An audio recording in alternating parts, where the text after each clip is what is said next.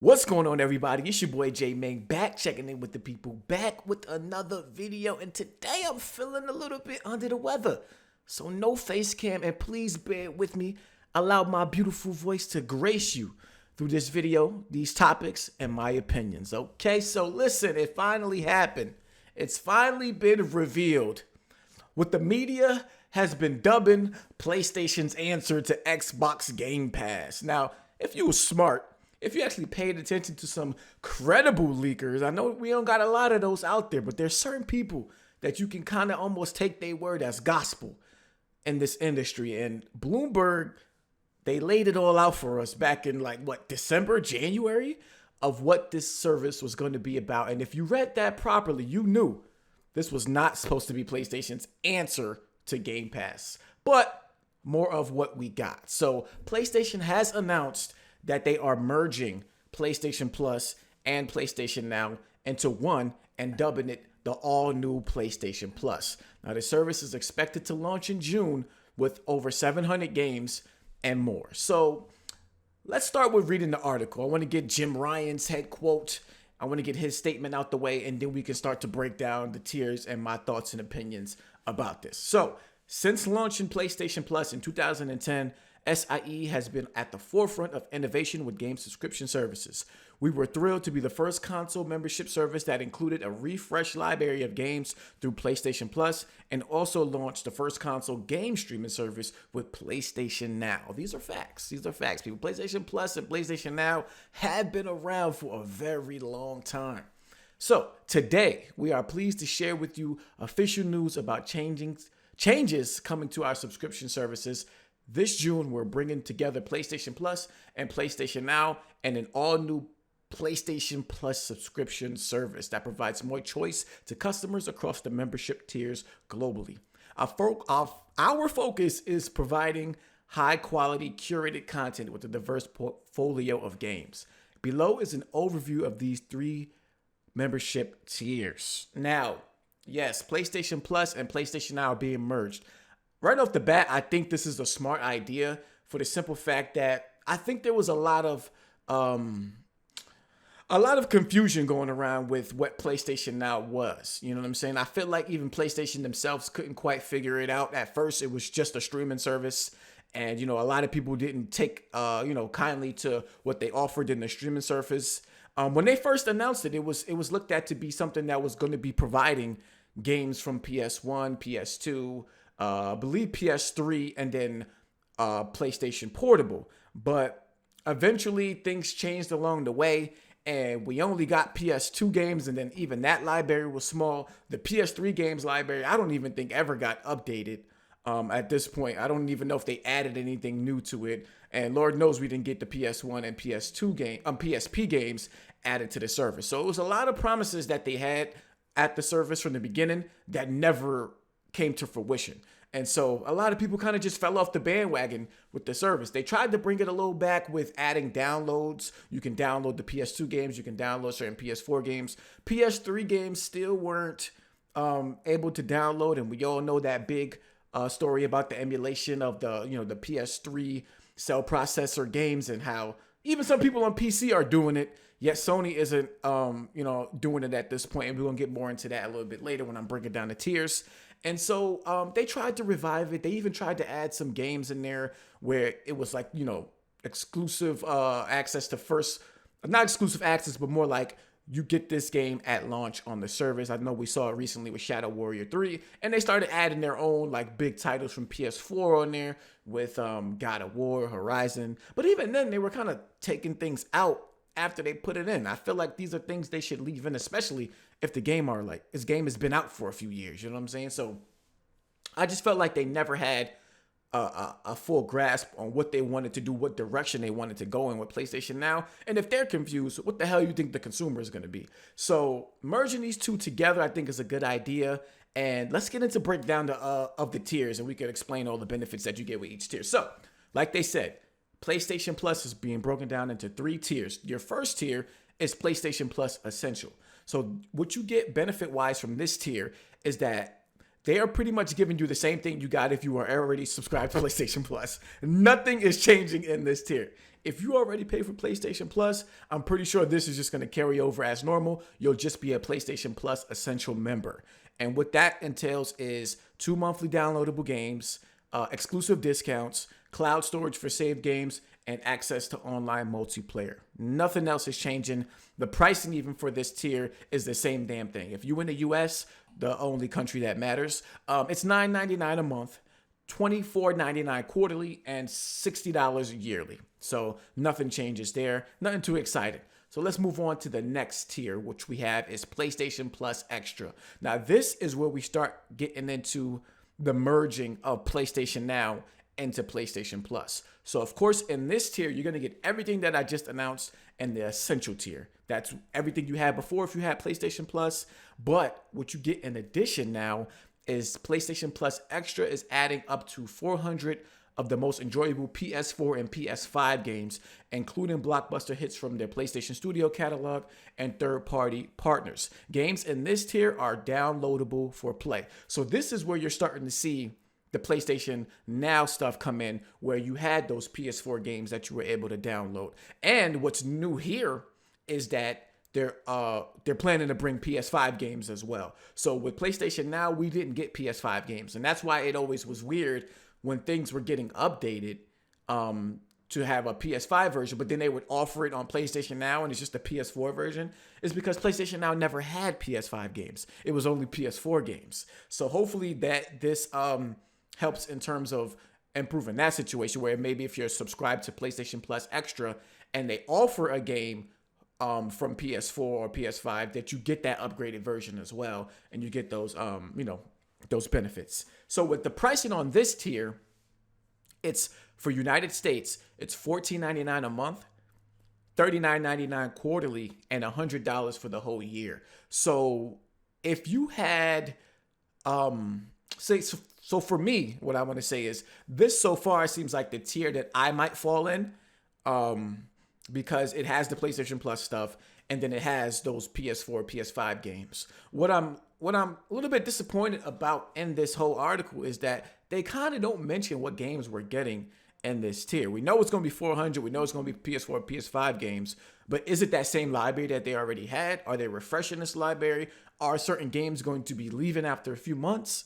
Like, I need more details on what's going on. I know it's coming out in June, so we got about a few months to, get the rest of the details. But I feel like this was a good time to at least show us something. Like, give us a little bit of a hint on what's going to be in each tier in terms of the games. So I find myself in this tier, and I'll explain why when I talk about PlayStation Plus Premium, which is the third tier. In this tier, you get everything in the Essential tier. You get everything that I mentioned in the Extra tier. But what this tier adds is up to 340 additional games. And what those games are is what you had on PlayStation Now with the PS3 cloud streaming games, as well as the back catalog of classic games from PS1, PS2, and PSP generations. So this also offers cloud streaming access for original PS1, PS2, PSP, and PS4 games if you want to.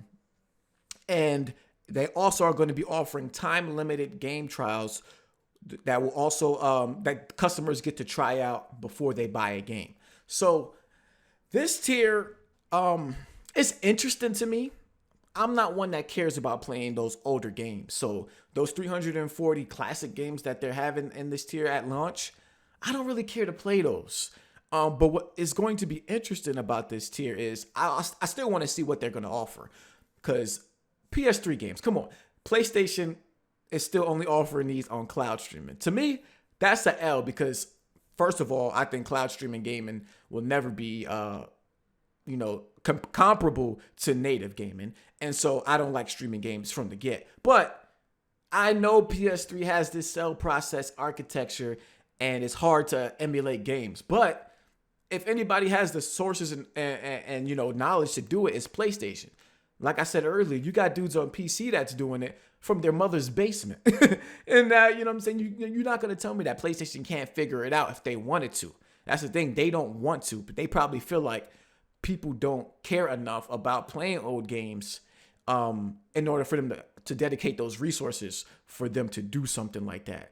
And while that may be true, as a consumer, as somebody who likes when companies go out their way to do something positive for the consumer, I think that would be dope as hell, even if it's not something that I care for. I'm not going to get mad at that it's not there, but I think it would be dope as hell if they do something like that for the people that do.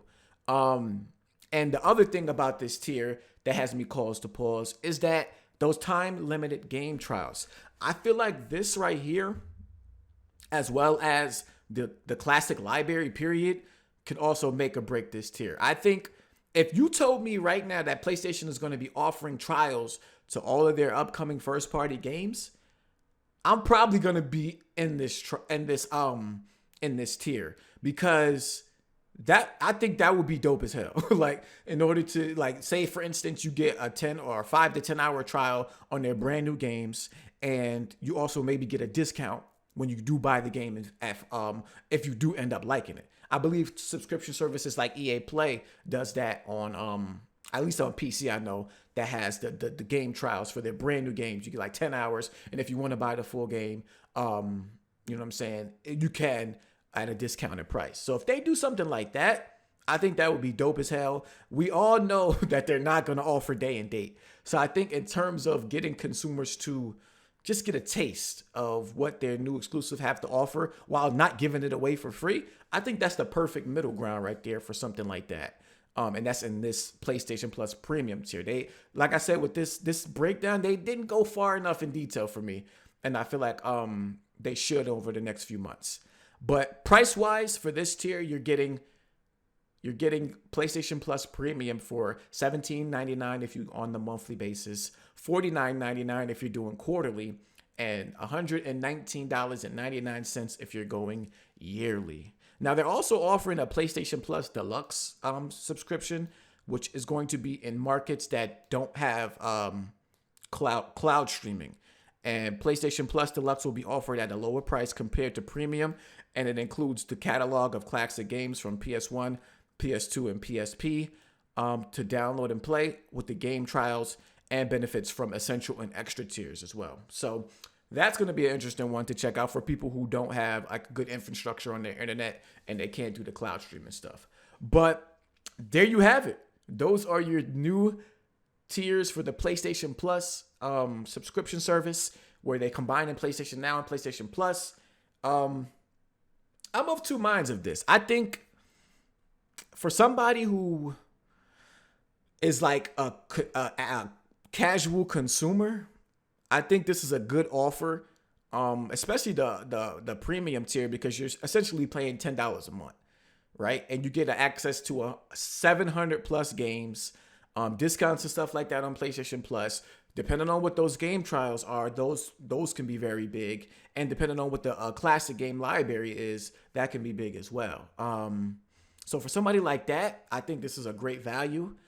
For somebody like me, I might end up falling in that second tier, if not the first, depending on what the library is looking like, and especially those game trials. But for somebody like me, without that day and date, I don't see myself, being in that premium tier. I just don't see it. And I get why they don't do it, but I just don't. And I'm going to talk about that a little bit more. But I get why they don't do it, but that's just me. Like, I get everything day one. So, you know what I'm saying? That's just how I buy my game. So if it's not in there, it's cool. You know what I'm saying? It's cool. I'll just buy it. But if it is, shit, I'm there.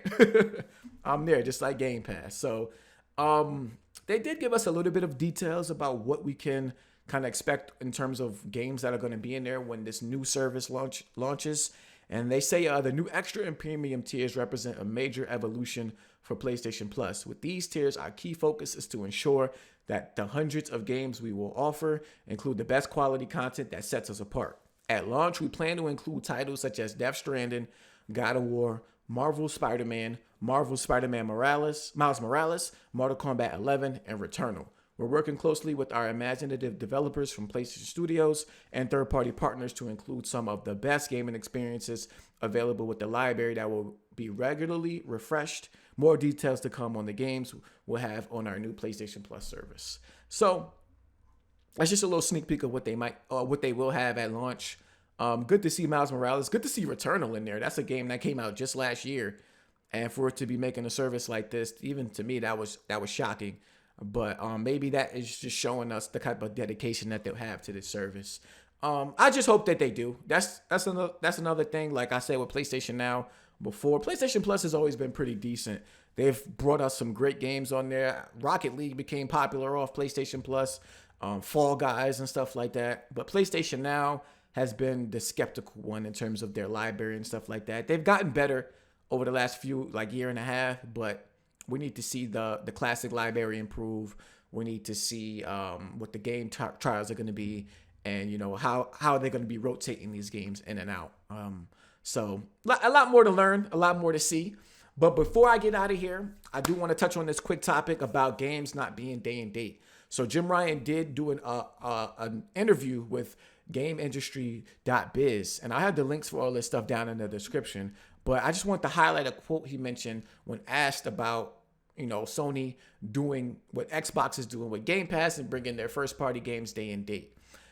And his quote was, "The way the world is changing so very quickly at the moment, nothing is forever."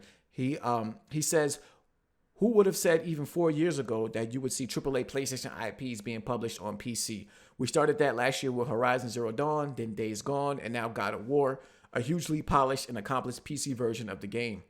Great critical success and great commercial success, and everybody has made their peace with that happening and is completely at ease with it." Shit, not everybody. Some of them fanboys online are still going through it. They still coping. He says he looks back 4 years and think nobody would have seen that coming. True.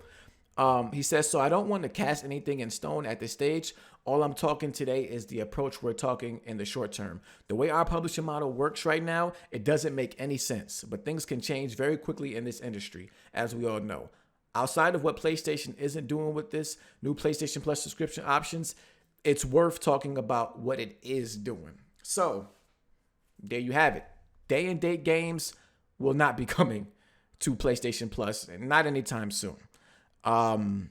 He says that it wouldn't make sense for them to do it, and I agree. They still have titles that sell a lot at launch, and PlayStation is not in a position like a Microsoft is in order to lose a lot of money up front to hopefully make it back in the long run. PlayStation is one of Sony's biggest money makers, and so we all know when it comes to subscription services and putting these games that cost hundreds or $100 million to make, that is, you know what I'm saying, you might not see that return for a couple years, if not longer than that. And if you are trying to keep this quality up, then yeah, that's going to affect that. It's just simple math, in my opinion. You have a game that costs that much and you put it in a service that people can pay $10, sometimes $1 just to play it. You're going to have a subscription service go for a very long time to recoup that one game. And then you're doing it for multiple games. And Sony is just not in that position to do it. And plus, their games still make a lot of money. So if that will cause the quality of the games to decrease, because they would have to start making lower budget games in order to see some return in the subscription services, I'm good on that. I'm okay. I'm okay with paying $60 to $70 for their games. I'm good. I'm straight. But so I'm not expecting that to happen anytime soon. But I do think some of their smaller titles can go in there into a subscription service like that. Like, I don't know. I feel like a game like when they did the Medieval remake, like something like that should go in there. When they had games like Gravity Rush and I don't know if they put like a new Astrobot game, like I feel like something like that could go in there. Even with some of these game as a service games probably can go in there.